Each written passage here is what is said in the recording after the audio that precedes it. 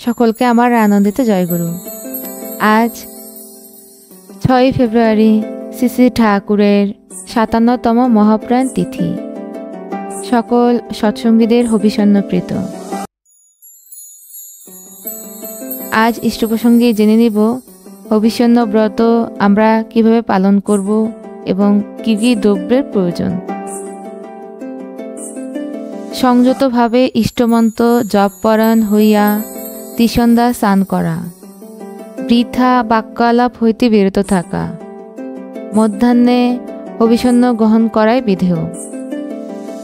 হবিষণ্ণে আতপ চাল, ঘৃত, সন্দুক লবণ, মুগ বা মটর ডাল সিদ্ধ, তিল বাটা, কাঁচকলা সিদ্ধ, পাকা কলা, দুধ, জব, হরিতকি ও আমলকি গ্রহণ করা যায়।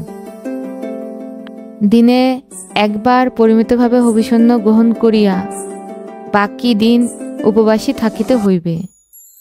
নেহাত তৃষ্ণাবোধ করিলে অথবা অপরাগ পক্ষে জল গ্রহণ করিতে পারা যায়। সকলকে আমার আনন্দিত জয়গুরু।